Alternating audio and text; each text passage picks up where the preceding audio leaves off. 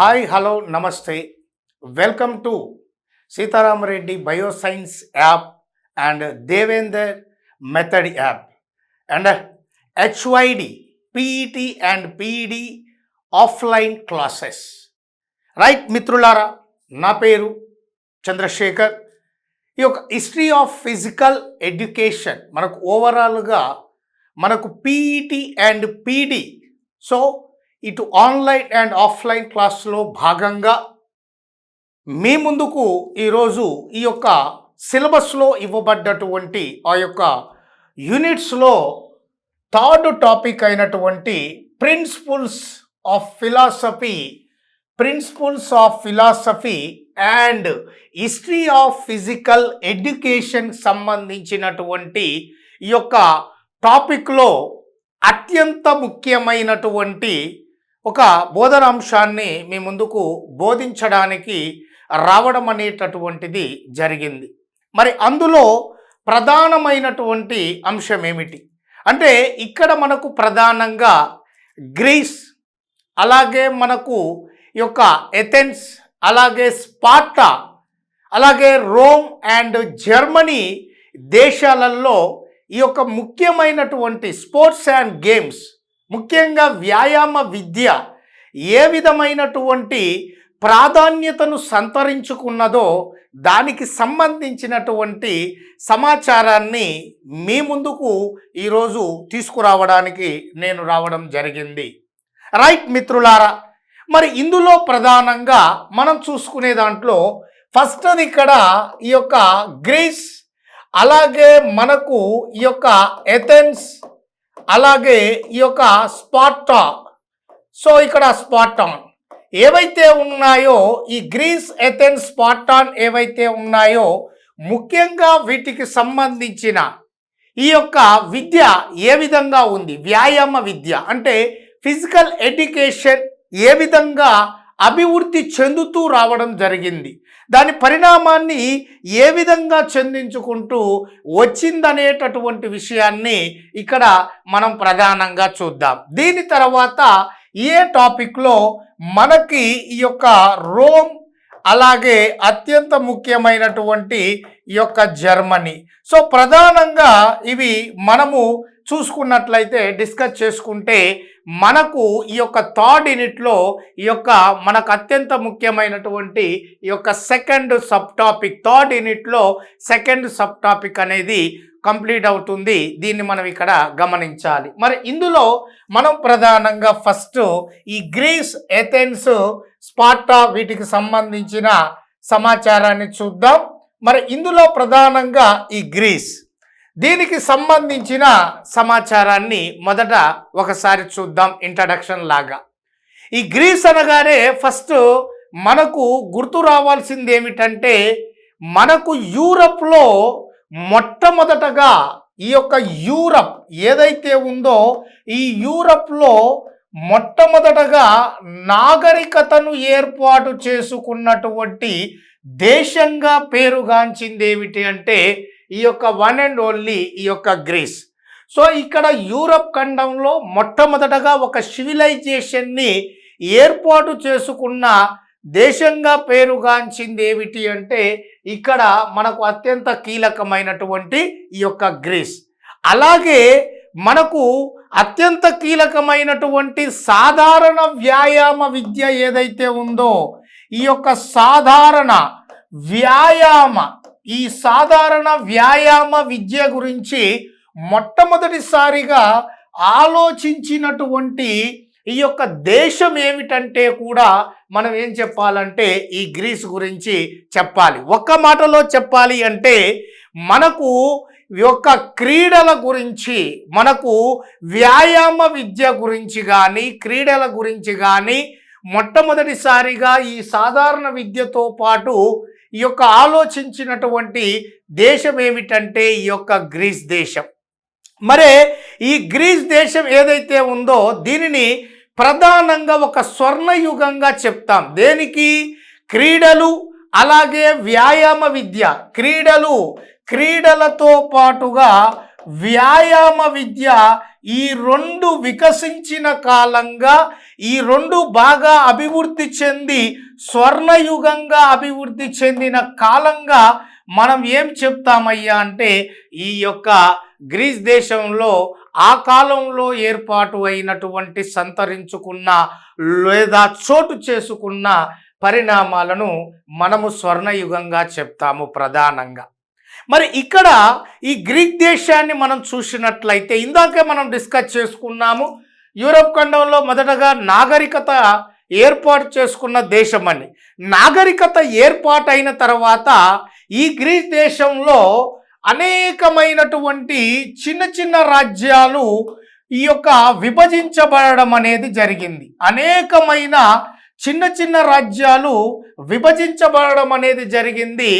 ఈ చిన్న చిన్న రాజ్యాలు అనేటటువంటివి ఈ యొక్క ఇండిపెండెంట్గా ఉండడం జరిగింది. గ్రీక్ దేశంలో ఏర్పాటైనటువంటి అనేక చిన్న చిన్న రాజ్యాలు ఏవైతే ఉన్నాయో ఆ చిన్న చిన్న రాజ్యాలు అనేవి ఈ యొక్క స్వతంత్రంగా ఉండడం అనేది జరిగింది.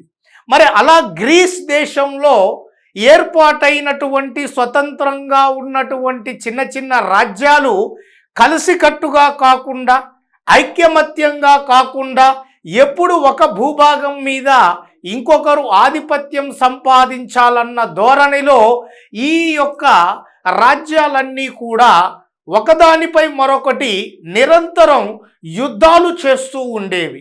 అంటే ఇక్కడ ఆధిపత్య ధోరణి అనేటటువంటిది అక్కడ ఏర్పాటు కావడం అనేది జరిగిందన్న విషయాన్ని మనం గమనించాలి.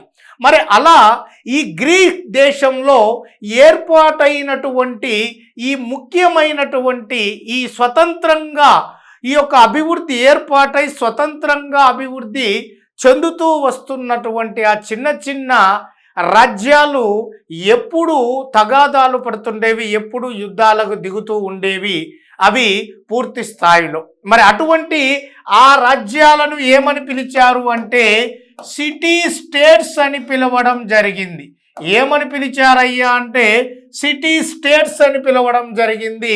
ఆ గ్రీక్ దేశంలో ఏర్పాటైన ఆవిర్భవించిన చిన్న చిన్న స్వతంత్ర రాజ్యాలు ఏవైతే ఉంటాయో వాటిని సిటీ స్టేట్స్గా పిలవడం జరిగింది. మరి అలా సిటీ స్టేట్గా పిలువబడినటువంటి ఆ గ్రీస్ దేశానికి చెందిన ఆ యొక్క స్వతంత్ర రాజ్యాల్లో ముఖ్యమైనవి మనకు ఇక్కడ ఎథెన్స్, అలాగే స్పార్టా, స్పార్టా, అలాగే క్రీట్, అలాగే క్రెటాన్, అలాగే క్రెటాన్. ఇవి మనకు ప్రధానమైనటువంటి ముఖ్యమైన ఆ యొక్క సిటీ స్టేట్స్గా పిలువబడిన గ్రీస్ దేశంలో స్వతంత్ర రాజ్యాలుగా ఆవిర్భవించినటువంటి ఆ చిన్న చిన్న రాజ్యాలలో ముఖ్యమైన గ్రీస్ దేశానికి చెందిన నగర రాజ్యాలుగా పేరుగాంచిన వాటిలో ప్రసిద్ధి చెందినవి ఏమిటి అంటే మీ మైండ్లో గుర్తుండాల్సింది ఎథెన్స్, అలాగే స్పార్టా, అలాగే క్రీట్, అలాగే క్రెటాన్. ఈ 4 మీకు ఇక్కడ గుర్తుండాలి. మరి ఈ 4 రాజ్యాలలో ప్రధానంగా అత్యంత ప్రసిద్ధిగాంచిన రాజ్యాలు, ఆ రాజ్యాలలో ముఖ్యమైనవి ఏమిటి అంటే ఈ యొక్క నెంబర్ 1 ఎథెన్స్, నెంబర్ 2 స్పార్టా అనేది మనం ఇక్కడ చూడాలి. నెంబర్ 1 ఎథెన్స్, నెంబర్ 2 ఈ యొక్క స్పార్టా. ఎన్ని చిన్న చిన్న రాజ్యాలు ఏర్పడినా కూడా ఆ సిటీ స్టేట్స్గా పేరుగాంచిన రాజ్యాలలో ఇక్కడ 4 ముఖ్యమైనవని మనం రాసుకున్నా కూడా ఆ 4 2 నగర రాజ్యాలు చాలా ప్రసిద్ధిగాంచాయి. స్వతంత్ర రాజ్యాలు ఇవి. మరి ఆ స్వతంత్ర రాజ్యాలు ఈ 4 అత్యంత ప్రసిద్ధిగాంచిన నగర రాజ్యాలుగా పేరుగాంచింది ఏమిటంటే ఇక్కడ ఎథెన్స్, అలాగే మనకు స్పార్టా. Athens, Sparta. అందుకనే ఈ ఎథెన్స్, స్పార్టా అనేటటువంటి ఈ 2 నగర రాజ్యాలను ఈ యొక్క గ్రీస్ దేశానికి 2 కళ్ళు వంటివిగా, ఇప్పుడు మనిషికి మనకు రెండు కళ్ళు ఎంత ముఖ్యమో, ఈ యొక్క సర్వేంద్రియాం నయనం ప్రధానం అని అంటాం కదా, ఒక మనిషికి కళ్ళు ఎంత ప్రధానమో అలాగే ఆ గ్రీస్ దేశానికి, ఆ గ్రీస్ నాగరికతకు ప్రధానంగా 2 కళ్ళు వంటివిగా చెప్పబడ్డవే ఈ యొక్క ఎథెన్సు స్పార్టా అనేటటువంటి 2 నగర రాజ్యాలు అని అభివర్ణించినది, ఆ స్టేట్మెంట్ ఇచ్చినది ఒక ప్రసిద్ధి చెందిన చరిత్రకారుడు. ఎవరయ్యా ఆ చరిత్రకారుడు అంటే ఈ యొక్క మిల్టన్ అని చెప్పేసి మనం ఇక్కడ చెప్పాలి. ఎవరు ఆ ప్రసిద్ధి చెందిన చరిత్రకారుడు అంటే మిల్టన్ ఏమన్నాడయ్యా అంటే ఈ గ్రీస్ దేశానికి లేదా గ్రీస్ నాగరికతకు 2 కళ్ళు వంటివిగా ఎథెన్స్ స్పార్టా నగర రాజ్యాలను అభివర్ణించిన లేదా పేర్కొన్న ప్రసిద్ధ చరిత్రకారుడు ఎవరు అన్నప్పుడు ఇక్కడ మనం గుర్తుంచుకునేది ఈ యొక్క మిల్టన్. మరి ఈ 2 నగర రాజ్యాల ప్రాధాన్యత ఏమిటి అనేది ఒకసారి మనం చూస్తే, ఇక్కడ ఎథెన్స్ అనేటటువంటిది ఇది ప్రజాస్వామ్య రాజ్యం, డెమోక్రటిక్ అని చెప్పేసి ఇక్కడ ప్రజాస్వామ్య రాజ్యంగా పేరుగాంచింది. ఇక్కడ మనకు ఎథెన్స్ ప్రజాస్వామ్య రాజ్యం. ఈ ప్రజాస్వామ్య రాజ్యం ఏమిటయ్యా అంటే ఈ యొక్క ఎథెన్స్, ఇక్కడ ప్రజలందరూ చాలా స్వేచ్ఛగా సంతోషంగా జీవించేటటువంటి వారు, ఆ పరిస్థితులు అక్కడ కల్పించబడ్డాయి ఆ విధంగా. కానీ ఇక్కడ స్పార్టా చూస్తే, ఈ స్పార్టా నాగరిక రాజ్యం అనేది ఇక్కడ ఇది నిరంకుశ రాచరిక రాజ్యంగా పేరుగాంచింది.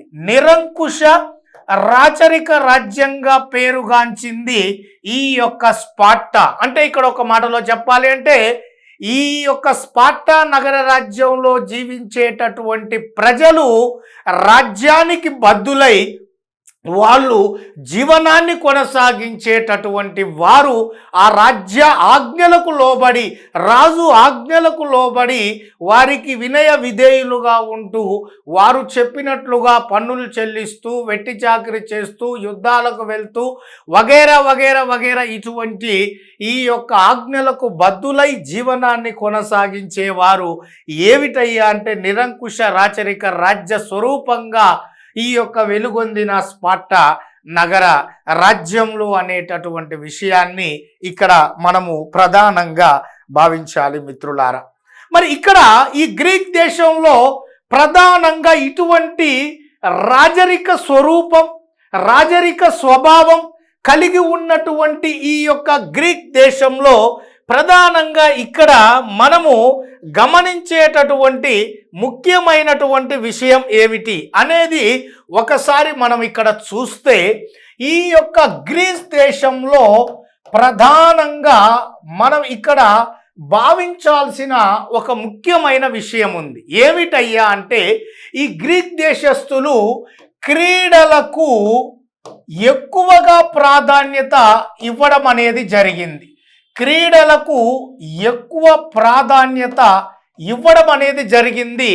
అందులో ప్రధానంగా ఇక్కడ సంగీతం, అలాగే వ్యాయామం, అలాగే జిమ్నాస్టిక్స్ వంటి ఈ యొక్క క్రీడలకు ఈ యొక్క అత్యధిక ప్రాధాన్యత ఇవ్వడం జరిగింది వారి యొక్క కరికులంలో భాగంగా. అంటే దీన్ని బట్టి అర్థం ఏంటంటే ఇటువంటి ప్రజాస్వామ్య రాచరిక స్వరూపం, నిరంకుశ రాచరిక స్వరూపం కలిగి ఉన్నటువంటి నగర రాజ్యాలతో దేదీప్యమానంగా వెలుగొందిన ఈ గ్రీక్ దేశంలో ఈ యొక్క వాళ్ళ యొక్క కరికులంలో ప్రధానంగా ఈ క్రీడలకు, వ్యాయామ విద్యకు అధిక ప్రాధాన్యత, అవకాశాన్ని కల్పించడం అనేటటువంటిది జరిగిందన్న విషయాన్ని ఇక్కడ మనం ప్రధానంగా గమనించాలి. దానికి ఉదాహరణే వారి యొక్క కరికులంలో క్రీడలకు ఎక్కువ ప్రాధాన్యత కల్పించారు అనడంలో, అలాగే వ్యాయామ విద్యకు ఎక్కువ ప్రాధాన్యత కల్పించారు అనడంలో భాగంగా వారు మ్యూజిక్ అంటే సంగీతంతో పాటుగా వ్యాయామం, జిమ్నాస్టిక్స్ వంటి వాటికి ఈ యొక్క సబ్జెక్ట్స్కి ముఖ్యంగా వాళ్ళు ప్రాధాన్యత ఇవ్వడం అనేది జరిగింది. మరి ఎందుకు ఇచ్చారు ఈ ప్రాధాన్యత? ఇలా మీరు చూసినట్లయితే మ్యూజిక్, ఎక్సర్సైజ్, జిమ్నాస్టిక్స్ అన్ని డిఫరెంట్ టైప్స్గా ఉన్నాయి. మరి వీటిని వారి యొక్క కరికులంలో ఎందుకు ఇంక్లూడ్ చేశారు, ఎందుకు వాటిని ప్రవేశపెట్టారు, ఎందుకు వాటిని బోధించారు అనేది మనం చూసుకున్నట్లయితే మిత్రులారా, ఆ గ్రీకుల కాలం నాటి విద్య యొక్క ముఖ్య ఉద్దేశం అప్పుడు మనకు తెలియాలి. గ్రీకుల కాలం నాటి విద్య యొక్క ముఖ్య ఉద్దేశం ఏంటంటే the development of individual personality, the development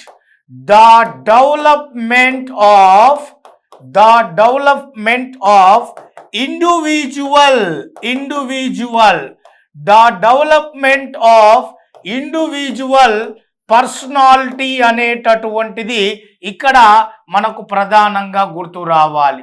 the development of individual personality అనగా ఈ యొక్క వ్యక్తిగత మూర్తిమత్వ అభివృద్ధి అని తెలుగులో అంటాం. అంటే ఒక వ్యక్తి లేదా ఒక విద్యార్థి యొక్క సంపూర్ణ మూర్తిమత్వ అభివృద్ధి, అతనిలో శారీరక పరమైన, మానసిక పరమైన ఈ యొక్క రంగాలలో అభివృద్ధిని సాధించజేయడం. శారీరక పరమైన అంశాలతో పాటు మానసిక పరమైనటువంటి అంశాలలో కూడా అతనిలో సంపూర్ణమత్వమైనటువంటి మూర్తిమత్వాన్ని అభివృద్ధి చేయాలి. టోటల్గా ఒక వ్యక్తిని సంపూర్ణ అభివృద్ధి చెందినటువంటి మానవుడిగా తయారు చేయడమే ఈ గ్రీకుల యొక్క విద్య ఉద్దేశం, వాళ్ళు రూపొందించుకున్న విద్య యొక్క ఉద్దేశం. అందుకనే వాళ్ళు ఈ ఫిజికల్ ఎడ్యుకేషన్ని వాళ్ళ యొక్క కరికులంలో యాడ్ చేయడం జరిగింది. వ్యాయామ విద్య అంటాం తెలుగులో, వ్యాయామ విద్య. అందుకనే ప్రధానంగా గ్రీకుల కాలం నాటి వాళ్ళ యొక్క కరికులంలో సాధారణ విద్యతో పాటు సాధారణ విద్యకు ఎంత ప్రాధాన్యత ఇచ్చారో వ్యాయామ విద్యకు కూడా అదే రీతిలో ప్రాధాన్యత ఇవ్వడం జరిగింది. అలా ఇవ్వడానికి గల ప్రధాన కారణం ఏమిటంటే ఆ యొక్క వ్యక్తి విద్యార్థిలో సంపూర్ణ మూర్తిమత్వ అభివృద్ధిని ఈ యొక్క వెలికి తీయడమే ఆ గ్రీకుల విద్య యొక్క ముఖ్య ఉద్దేశం లేదా ఈ యొక్క లక్ష్యంగా మనం భావించాలి. కాబట్టే మరి గ్రీకుల కాలం నాటి వ్యాయామ విద్యను మనం ప్రధానంగా చూస్తే ఈ గ్రీకుల కాలం నాటి వ్యాయామ విద్య ఏదైతే ఉందో దీనిని మనకు 4 రకాలుగా విభజించడం అనేది జరిగింది. ఇక్కడ మనకు హోమర్ పీరియడ్ అని చెప్పేసి మనం ఇక్కడ ప్రధానంగా భావించాలి. Homer period. అలాగే మనకు ఇక్కడ Sparta period,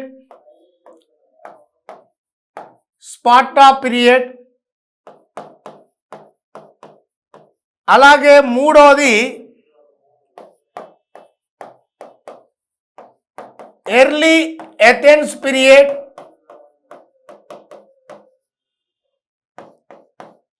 later Athens period.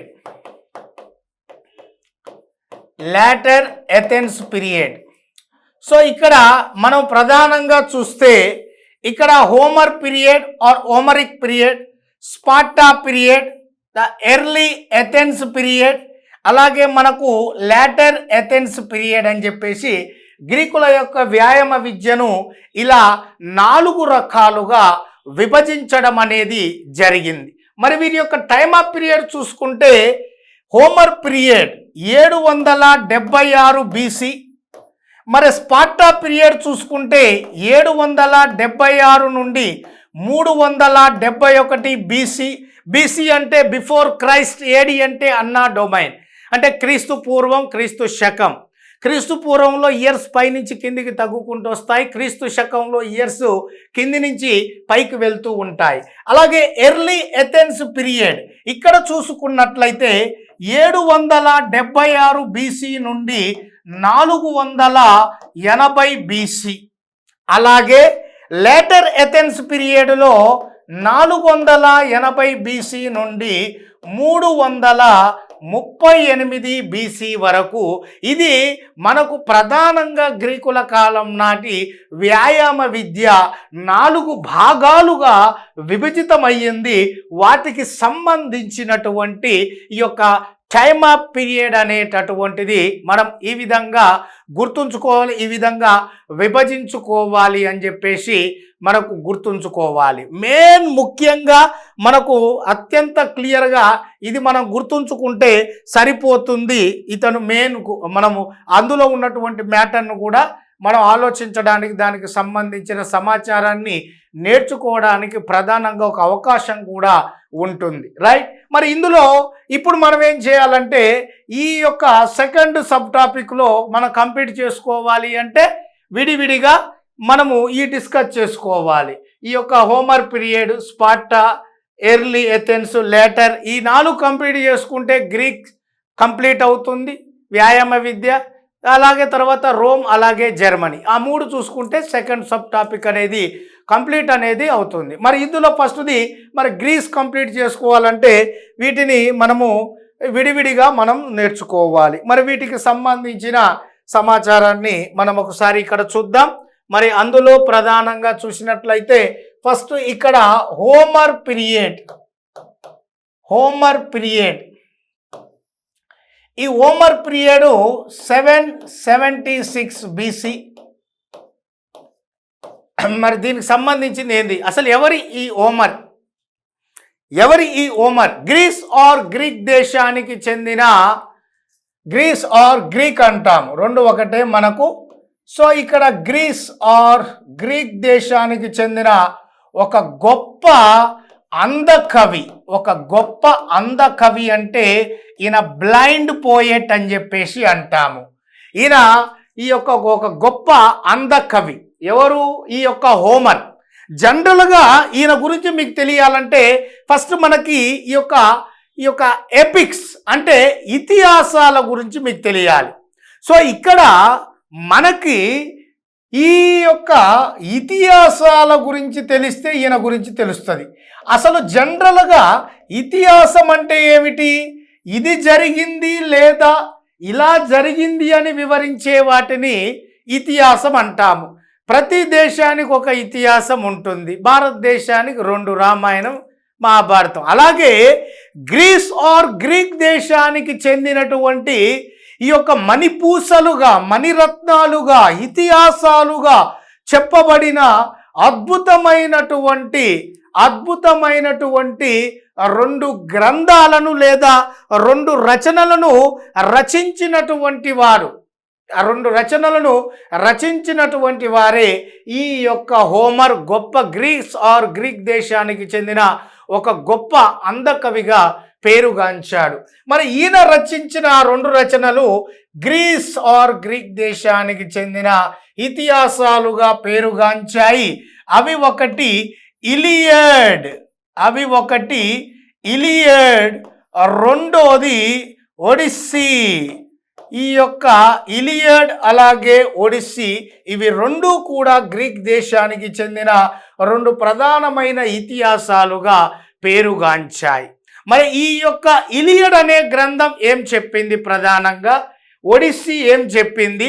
ఇందులో అసలు హోమర్ వ్యాయామ విద్యలోకి ఎలా వచ్చాడు, వ్యాయామ విద్యలోకి ఈయన ఏ విధంగా వచ్చాడు అంటే ఈ రెండిటిలో ఈ ఇలియడ్ అనే గ్రంథంలో ఈ యొక్క హోమర్ ప్రధానంగా ఏం వివరించాడు అంటే గ్రీక్ దేశానికి చెందినటువంటి ఈ యొక్క మనకు అత్యంత ముఖ్యమైనటువంటి స్పోర్ట్స్ అండ్ గేమ్స్ గురించి వివరించడం అనేది జరిగింది. గ్రీక్ దేశానికి సంబంధించినటువంటి ముఖ్యమైనటువంటి స్పోర్ట్స్ అలాగే గేమ్స్ ఏదైతే ఉంటాయో వాటి గురించి వివరిస్తూ ఈ యొక్క హోమర్ ఇలియడ్ అనే గ్రంథంలో చాలా క్లియర్ కట్గా వివరించడం అనేది జరిగింది. అంతేకాదు ఈ హోమర్ ఇలియడ్ అనేటటువంటి గ్రంథంలో ఈ యొక్క యుద్ధాల గురించి కూడా వివరించాడు. ప్రధానంగా ఈ యొక్క ట్రోజన్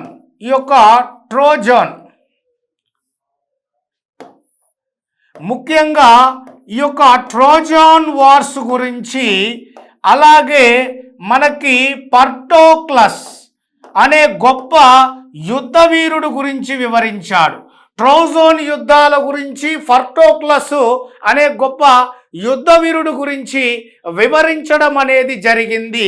ఈ పర్టోక్లస్ను the great Greek hero of Trojan వార్స్గా ఈ పర్టోక్లస్ని అభివర్ణించాడు.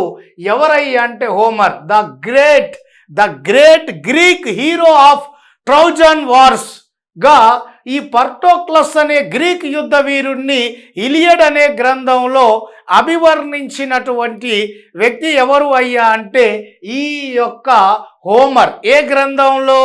ఇలియడ్ అనేటటువంటి గ్రంథంలో. ఏ గ్రంథంలో అన్నప్పుడు ఇలియడ్ అనేటటువంటి గ్రంథంలో ఆయనని అభివర్ణించడం అనేటటువంటిది జరిగిందన్న విషయాన్ని ఇక్కడ మనం ప్రధానంగా గమనించాలి. అలాగే ఈ పర్టోక్లస్ యొక్క గౌరవార్థంగా గ్రీక్ దేశంలో ఈ యొక్క ఫ్యూనరల్ గేమ్స్ అనేటటువంటివి వాళ్ళు యువకులకు కండక్ట్ చేస్తూ ఉండడం జరిగింది. ఫ్యూనరల్ గేమ్స్ని ఆ యొక్క ట్రోజన్ వార్స్ గ్రీక్ యుద్ధ వీరుడిగా పర్టోక్లస్ ఎవరైతే ఉన్నారో ఆయన యొక్క గౌరవార్థం గ్రీక్ దేశంలో ఎస్పెషల్లీ యూత్కి ఈ ఫ్యూనరల్ గేమ్స్ని నిర్వహించడం అనేటటువంటిది జరిగింది. మరి ఆ గేమ్స్లో ప్రధానంగా వేటికి ప్రాధాన్యత ఇవ్వడం జరిగింది? ఆ గేమ్స్లో వేటిని ఈవెంట్స్గా ప్రవేశపెట్టడం అనేది జరిగింది అంటే ఇక్కడ చారియట్ రేస్, అలాగే మనకు ఫుట్ రేస్, అలాగే మనకు బాక్సింగ్, అలాగే మనకు రెజ్లింగ్, అలాగే మనకు జావెలిన్ త్రో, అలాగే డిస్కస్ త్రో, ఇటువంటి గేమ్స్ను ఈ యొక్క ఇందులో కండక్ట్ చేయడం జరిగింది, ఈ యొక్క ఫ్యూనరల్ గేమ్స్. సో ఇక్కడ మనకు the great Greek hero of Trojan వార్స్గా పేరుగాంచిన పర్టోక్లస్ అనే గొప్ప గ్రీక్ యుద్ధ వీరుడి యొక్క గౌరవార్థం గ్రీక్ దేశంలో ఫ్యూనరల్ గేమ్స్ అనేవి యువకులకు మాత్రమే నిర్వహించడం జరిగింది మొదటిసారిగా. మరి ఆ గేమ్స్లో ప్రవేశపెట్టిన ఈ యొక్క ఈవెంట్స్ ఏమిటి, స్పోర్ట్స్ అనేది చూస్తే చారియట్ రేస్ రథ పంద్యాలు, ఫుట్ రేస్ పరుగు పందెములు, అలాగే బాక్సింగ్ తెలుసు మీకు, ముష్టి యుద్ధాలు అంటారు, అలాగే రెజ్లింగ్ కుస్తీ పోటీలు, అలాగే జావెలిన్ త్రో, డిస్కస్ త్రో అనేది ఇట్లా మనకు విసిరివేయడం. సో ఇటువంటివన్నీ కూడా ఇందులో భాగంగా కండక్ట్ చేయడం అనేది జరిగిందనేటటువంటి విషయాన్ని ఇక్కడ మనం ప్రధానంగా గమనించాలి మిత్రులారా.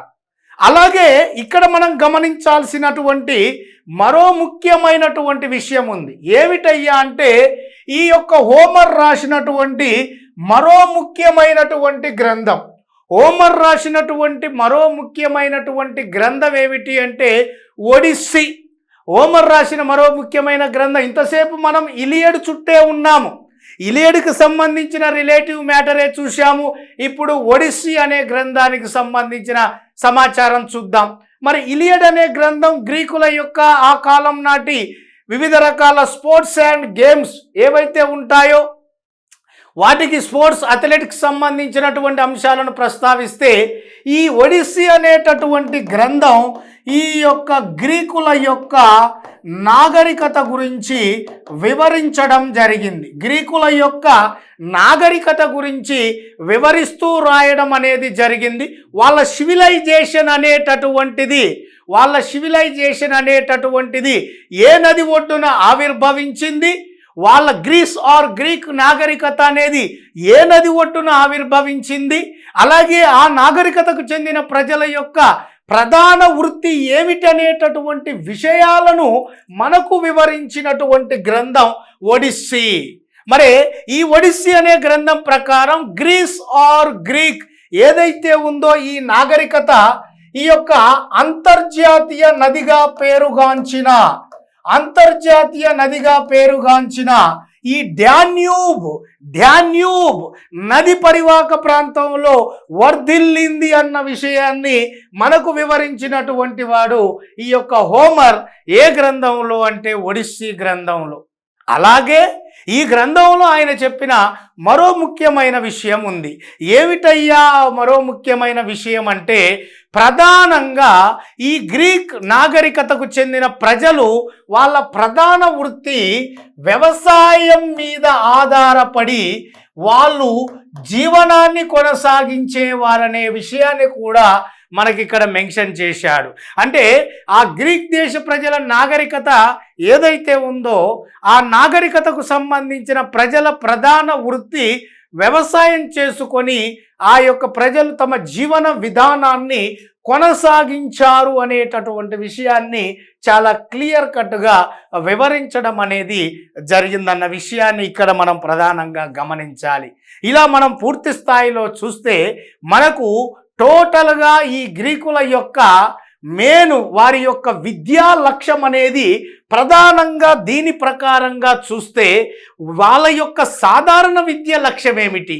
వాళ్ళు అంటే the development of individual personality ఏదైతే వాళ్ళ యొక్క ఉద్దేశాన్ని పెట్టుకొని వ్యాయామ విద్యను ప్రవేశపెట్టారో, మరి వ్యాయామ విద్య యొక్క లక్ష్యం ఏమిటనేది మనకు క్లియర్గా వివరించారు. అందులో ఒకసారి చూస్తే వాళ్ళ యొక్క సాధారణ విద్య యొక్క లక్ష్యం ఏమిటి అనేది చూస్తే ఇక్కడ man of action and man of wisdom. కానీ వాళ్ళ యొక్క ఎడ్యుకేషన్ కరికులంలో వాళ్ళు ప్రవేశపెట్టుకున్న వారి యొక్క వ్యాయామ విద్య యొక్క లక్ష్యం ఏమిటి అనేది చూస్తే ఇక్కడ ఓన్లీ మ్యాన్ ఆఫ్ యాక్షన్ ఇది మనం ప్రధానంగా గమనించాలి.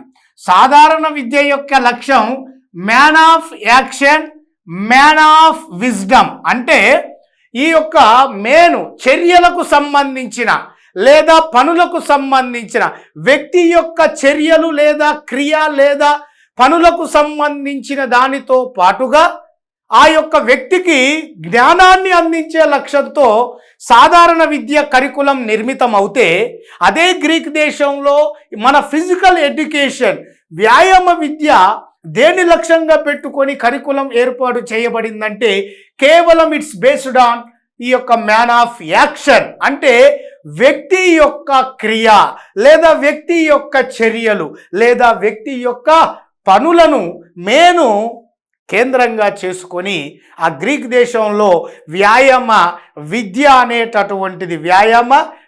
అనేది ఏర్పాటు అంటే ఆ యొక్క కరికులం తయారు కావడము జరిగిందన్న విషయాన్ని ఇక్కడ మనం ప్రధానంగా గమనించాలి మిత్రులారా. ఇక్కడ మనం ప్రధానంగా గమనించేది మరొక ముఖ్యమైన విషయం ఉంది. ఏంటిదా మరొక ముఖ్యమైనటువంటి విషయం? ప్రధానంగా ఇక్కడ గ్రీకుల కాలంలో వారు వాళ్ళ యొక్క ప్రోగ్రామ్స్లో వివిధ రకాలైన ఆ యొక్క గ్రీకులు ఈ యొక్క ప్రోగ్రామ్స్ చేపట్టడానికి, దాన్ని మరింత ముందుకు తీసుకెళ్ళడానికి ఈ యొక్క ఈవెంట్స్లో ప్రధానంగా వాళ్ళ యొక్క టార్గెట్ దేన్ని పెట్టుకొని ముందుకు వెళ్ళేవారు అనేది ఒకసారి మనం చూస్తే ప్రధానంగా ఇక్కడ అత్యంత క్లియర్గా మనం చూస్తే మనకు ఒకటి అర్థమవుతుంది. ఏమిటంటే శారీరక పెరుగుదలకు వాళ్ళు ప్రాధాన్యత ఇచ్చారు. శారీరక పెరుగుదలకు ప్రాధాన్యత ఇచ్చినటువంటి వారు గ్రీకులు. వాళ్ళు శరీరాన్ని దృఢంగా సౌష్ఠవంగా తయారు చేసుకోవడానికి ఎక్కువగా ప్రాధాన్యత ఇచ్చారు. శారీరక పెరుగుదలకు ప్రథమ ప్రాధాన్యత ఇచ్చారు. అందుకోసమే 14 నుంచి 16 సంవత్సరాల మధ్యలో వాళ్ళు ఆ వయసులో ఆ యొక్క విద్యార్థులందరూ కూడా ఈ యొక్క జిమ్నాజియంలో వాళ్ళు తమ యొక్క సమయాన్ని గడిపేటటువంటి వారు అని చెప్పేసి ఆనాటి ముఖ్యమైన సాహిత్యపరమైన ఆధారాలు మనకు క్లియర్గా వివరిస్తున్నాయి. ఇక్కడ మనం చూసినట్లయితే మిత్రులారా, మనకు అత్యంత క్లియర్గా ఈ యొక్క గ్రీకుల కాలంలో ప్రధానంగా ఇక్కడ మనం గమనించాల్సిన ముఖ్యమైన విషయము, ఆనాటి స్పోర్ట్స్ అండ్ ఈవెంట్స్ ఏవైతే ఉన్నాయో ఈ మొదట్లో గ్రీక్ దేశంలో స్పోర్ట్స్ అండ్ ఈవెంట్స్లో ఎక్కువగా పాల్గొనేటటువంటి అవకాశం ఎవరికి కలిగిందయ్యా అంటే ఉన్నత రాజవంశాలకు చెందినటువంటి వ్యక్తులకు మాత్రమే ఈ యొక్క స్పోర్ట్స్ అండ్ ఈవెంట్స్లో పాల్గొనేటటువంటి అవకాశం కలిగింది. అంతేకాదు ముఖ్యంగా అత్యంత క్లియర్గా పోరాటాలనేవి ఆ కాలంలో వ్యక్తిగతంగా జరగడమే కాదు, తెగల మధ్య నగరాల మధ్య కూడా జరిగేవనే విషయాన్ని కూడా ఆనాటి సాహిత్యపరమైన ఆధారాలు మనకు క్లియర్గా ఇక్కడ అందిస్తున్నాయి. అందులో అత్యంత ముఖ్యంగా ఈ సమాచారాన్ని కూడా మనం ఇక్కడ ప్రధానంగా చూడాలి. దాని తర్వాత ఇక్కడ నృత్యం అనేది సర్వసాధారణమైన అంశంగా ఆ యొక్క గ్రీకు నాగరికతలో ఒక ప్రత్యేకతను సంపాదించుకుంది. అందుకనే నృత్యం సర్వసాధారణమయ్యింది కాబట్టే ప్రధానంగా ఆ కాలంలో ఇక్కడ అత్యధికంగా ఈ యొక్క జిమ్నాజియం అలాగే ఈ యొక్క జిమ్నాజియంతో పాటు ఈ యొక్క మ్యూజిక్ అంటే సంగీతం కూడా ప్రధానమైనటువంటి ప్రాధాన్యతను సంతరించుకోవడం అనేటటువంటిది జరిగిందన్న విషయాన్ని ఇక్కడ మనం ప్రధానంగా గమనించాలి. అలాగే యాక్టివిటీస్ కూడా సహజ సిద్ధంగా కొనసాగించబడడం జరిగేది. లైక్ అత్యంత ముఖ్యమైనటువంటి ఈ యొక్క రెజ్లింగ్ కానీ, అలాగే మనకు జంపింగ్ కానీ, అలాగే థ్రోయింగ్ కానీ, అలాగే మనకు ముఖ్యమైనటువంటి boxing, wrestling, jumping, throwing, boxing వంటి ఇటువంటివి, అలాగే రన్నింగ్, ఇవన్నీ యాక్టివిటీస్ ఏవైతే ఉన్నాయో ఇవన్నీ కూడా చాలా సహజ సిద్ధంగా ముఖ్యంగా యొక్క స్పోర్ట్స్ అండ్ ఈవెంట్స్లో భాగంగా గ్రీక్ దేశంలో ఎక్కువగా ప్రాచుర్యంలోకి రావడం జరిగింది. వాటిని వ్యాయామ విద్యలో భాగంగా ముందుకు వాటిని ప్రవేశపెట్టడం జరిగిందన్న విషయాన్ని ఇక్కడ మనం ప్రధానంగా భావించాలి. సో కాబట్టి ఇక్కడ మనకు అత్యంత క్లియర్గా మనం చూసినట్లయితే ఈ యొక్క స్పోర్ట్స్ అండ్ ఈవెంట్స్ ఎంత ప్రసిద్ధి చెందాయో, అందులో జిమ్నాజియం, మ్యూజిక్ ఏవైతే అవి ఎంత ప్రసిద్ధి చెందావో అనడానికి ముఖ్యంగా ఇక్కడ పూర్తి స్థాయిలో చూస్తే మనకు జిమ్నాస్టిక్ ఫర్ ద బాడీ, అలాగే exercise for the body, music for the soul, music for the spirit. ఇది ఎల్ అండి. సో ఇవి రెండు కూడా మ్యూజిక్, జిమ్నాస్టిక్స్ ఏవైతే ఉన్నాయో ఇవి అంటే ఇక్కడ మనకు అత్యంత క్లియర్గా క్రీడలు, అలాగే మనకు అత్యంత ముఖ్యమైనటువంటి సంగీతం, ఇవి ఎంత ప్రాధాన్యత చెందాయో అనడానికి ముఖ్యంగా శారీరక పరంగా, ఆత్మపరంగా, మానసిక పరంగా ఇవి ఎంతగా అవి ఆనాటి వ్యక్తిలో మమేకమయ్యే విధంగా వాటిని రూపొందించారో, వాటిని ఇంపార్టెన్స్ ఇచ్చారు అనడానికి నిదర్శనంగా ఇక్కడ gymnastic for the body, exercise for the body, music for the Saul, music for the spirit అనేటటువంటి అంశాలను ఈ యొక్క అంతర్భాగంగా చేస్తూ వారి యొక్క కరికులంలో భాగంగా ఇటు ఈ యొక్క జిమ్నాజియం అండ్ మ్యూజిక్ కూడా ప్రాధాన్యత కలిగిస్తూ శారీరక పరమైన, మానసిక పరమైనటువంటి ఆ యొక్క రంగాలలో మానవుడు అంటే ఇక్కడ వ్యక్తి లేదా ఇక్కడ ప్రధానంగా ఒక విద్యార్థిని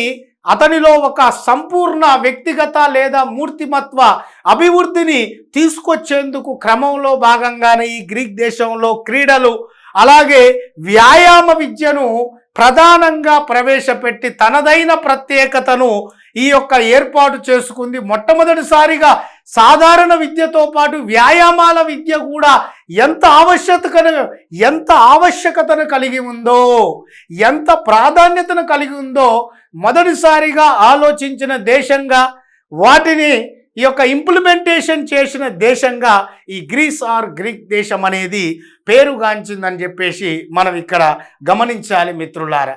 అలాగే ఇక్కడ ఈ గ్రీక్ దేశంలో పిల్లలు ఎవరైతే ఉన్నారో the children learned the art of athletic, the art of athletic, the art of poetry, the art of dance, ఇవన్నీ ఏవైతే ఉన్నాయో ద ఆర్ట్ ఆఫ్ అథ్లెటిక్ కానీ the art of athletic, the art of music and dance, the art of poetry, ఇవన్నీ ఏవైతే ఉన్నాయో ఆ Greek దేశంలో విద్యార్థులకు ఇవన్నీ కూడా they are all learned by only imitation.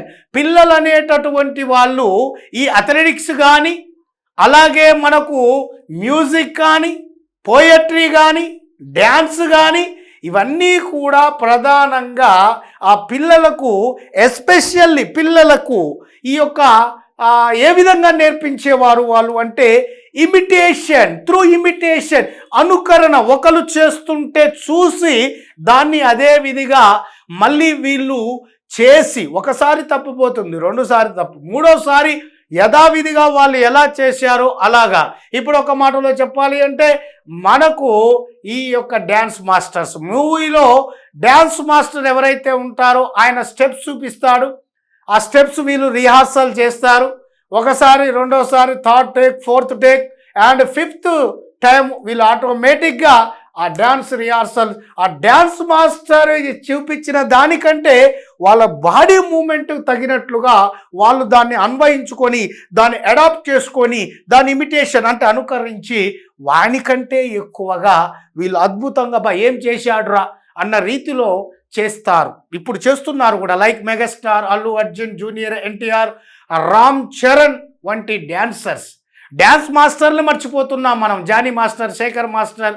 So ఇలాంటి వాళ్ళను కూడా కాదు, అబ్బా రామ్ చరణ్ ఏం చేశాడు, చిరంజీవి ఏం చేశాడు, హుక్ స్టెప్ ఏం చేశాడు రా అంటున్నాం. కానీ ఆ హుక్ స్టెప్ కారణమైన ఆట సందీప్ పక్కకు పెట్టాం. అంటే ఇక్కడ అదే అనుకరణ, ఇమిటేషన్. అలా పిల్లలకు చిన్నప్పటి నుంచే ఇమిటేషన్ ద్వారా వాళ్ళు స్వయంగా చూస్తూ చేస్తూ వాళ్ళు నేర్చుకునే విధంగా ఈ అథ్లెటిక్స్ కానీ డ్యాన్స్ కానీ పోయట్రీ కానీ మ్యూజిక్ కానీ ఇలాంటి వాటిని గ్రీక్ దేశంలో ఇమిటేషన్ ద్వారా చిల్డ్రన్కి నేర్పించడం జరుగుతుంది. పిల్లలు కూడా అదే రీతిలో అది నేర్చుకోవడం అనేది జరుగుతుందన్న విషయాన్ని ఇక్కడ మనం ప్రధానంగా గమనించాలి. ఇది మనకు మిత్రులారా గ్రీస్ దేశానికి సంబంధించినటువంటి ఇంట్రడక్షన్తో పాటు హోంవర్క్ పీరియడ్కి సంబంధించిన సమాచారాన్ని మనం నేర్చుకున్నాం.